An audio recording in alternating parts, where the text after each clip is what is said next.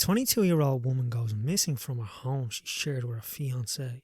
Despite her family being so active in her disappearance and campaigning for her case to be upgraded to a murder, Imelda is still missing. Today's case brings us to the city Waterford, located in the southeast of Ireland. Standing at the age of 1,100 years old, it is the oldest county in the country.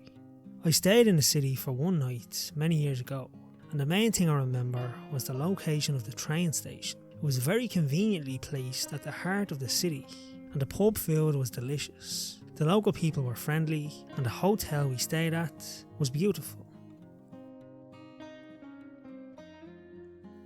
The story starts with a 22-year-old woman named Imelda Keenan.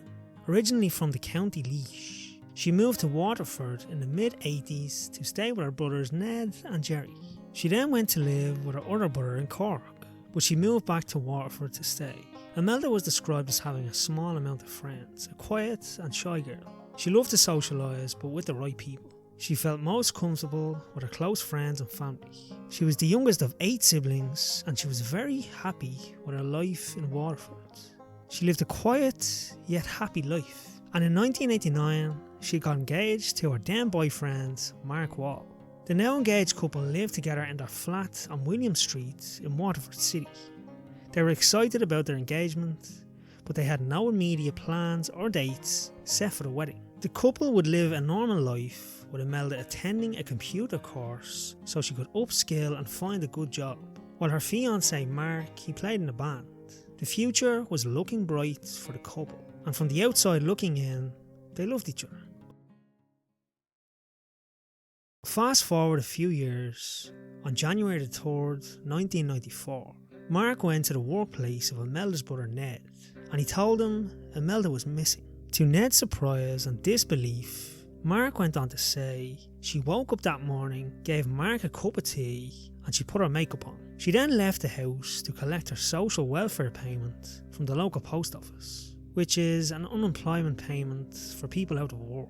It's not a lot of money, but it's something for her to get by on. This would have taken Imelda 14 minutes, 7 minutes up and 7 minutes back. And according to Mark, she left the house at 1 to 1:30 PM, but he reported her missing to Ned at 4:30 PM the same day. One curious aspect that Imelda went to collect a social welfare payment on the 3rd of January was questioned straight away, as it was a bank holiday in Ireland and most businesses, and especially post offices, would not be open that day. Now, the days over Christmas can definitely blend into each other, and you can forget what day it is very easy, and especially being out of work for some time. But this just doesn't sit right to me. Mark would also go on to say Imelda confided in him a couple of days prior, saying she was feeling very depressed, which was completely out of character for her. A statement that her family would not accept. Now, depression is a dark subject. It's usually very hard to spot. However, Imelda was very open with her feelings, especially with her family. They believed she would have discussed this with them. She even went for a drink with her brother a couple of weeks before Christmas, and everything seemed perfectly fine. They enjoyed their drinks, and they had a lot of chats, and nothing was said about her depression. Imelda had seemingly just disappeared, so the search for Imelda began, and her family wanted to start at the last place she was confirmed to be seen, and this was her flat. In the flat was all her stuff she would never leave the house without, like her bag, her money, cigarettes, and her glasses that she needed to be able to see. They were all left behind. So things, they just didn't seem to be adding up. It just got stranger from here, as under the tree in their flat were Christmas presents for Imelda and Imelda's family, and they all remained unopened.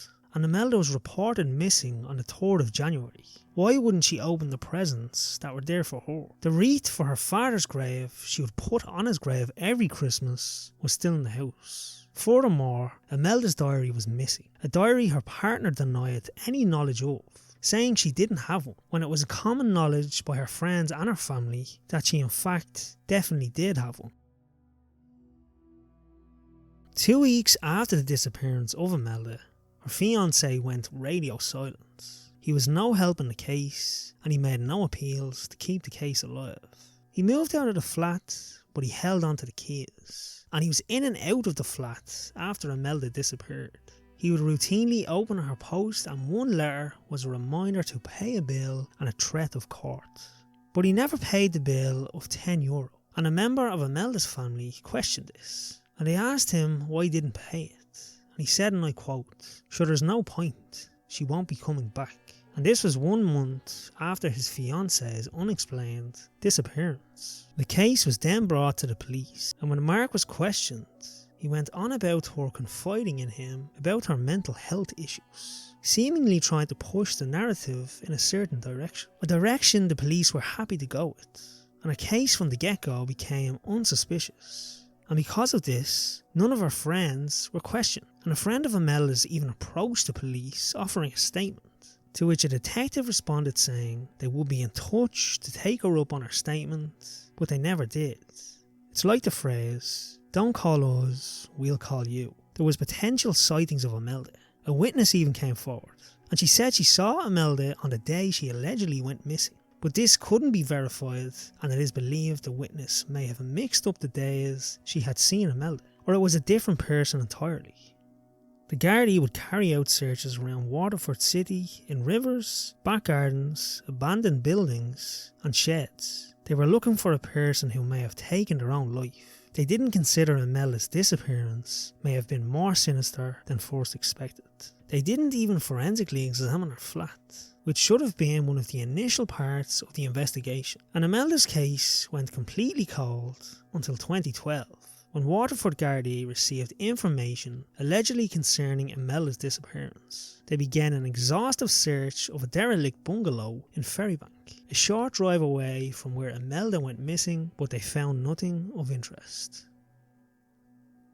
In the years and months leading up to Imelda's disappearance, her family said she would show up to events with random injuries. One time she was in crutches, and another time she had a neck brace on. And when they asked her what happened, she would just shrug it off, saying she was the clumsy one. And Gardaí were told this, but it wouldn't be until 2023 when the medical records of Imelda were requested, but they have not yet been made public. Whenever the public would contact the Gardaí with any information regarding Imelda, it would be followed up and places were searched, but they never had any breakthrough in the case. And the case would stall until 2023. Another witness came forward with information. The woman knew Imelda before she disappeared. She said she had no idea Imelda went missing, as she had moved from the area at the time. And in the middle of 2023, she saw a programme on the telly, and it highlighted Irish missing women, and she contacted the police with the information. We don't know the details of the information she gave, but it was surrounding incidents that took place before her disappearance, and we can only imagine what them incidents were. The family have been chasing the case to be upgraded to a murder investigation, and this with the request of the medical records. It might just happen, and hopefully it does. Imelda's family are constantly appealing to the Gardaí and campaigning to people all over the country for information. They run the Facebook group Imelda Keenan, Murdered or Missing, and this group gives updates on the case, and her niece Gina Kerry, she is very active on there, and she is very optimistic with some news that came through in February. Supposedly on Bolton Street car park, which was also under construction when Imelda went missing. They might be building houses on the area where the car park is, which means the car park will be getting demolished, which will hopefully offer some more clues to the case. As of 2024, Imelda would be 52 years of age, and Imelda's mother would sadly pass in 2008.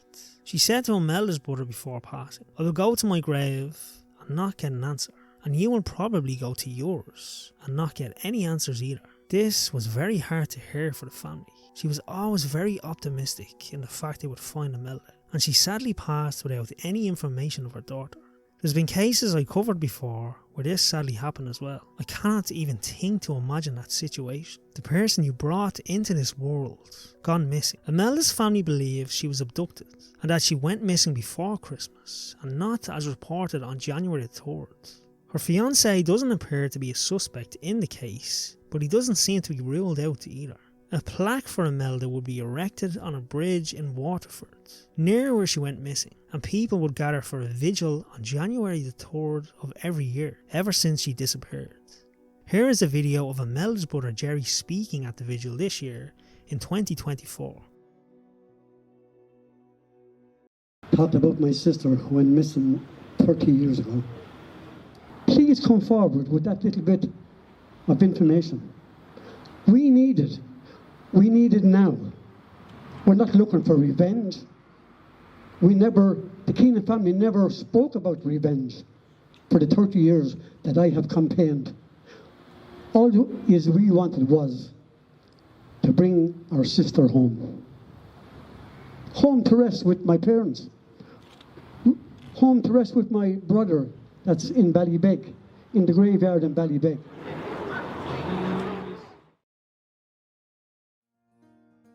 Imelda is also included as one of the 8 women who went missing from Ireland's Vanishing Triangle. She is one of the high-profile disappearances of Irish women in the mid to late 1990s. Although with so few details, it's hard to make any connection except their age and gender. We have covered a lot of the disappearances in the Vanishing Triangle. I think there's only 1 or 2 of the women who may have gone missing to the same person. In my opinion, this case is close to home, and there is a person or persons in Waterford who know more than they let on. And hopefully as time goes on, we will find out what happened to Imelda, and more importantly, she was returned home to her family for a proper burial. Thoughts go out to Imelda's family and friends. Thank you for watching. I will see you in the next one.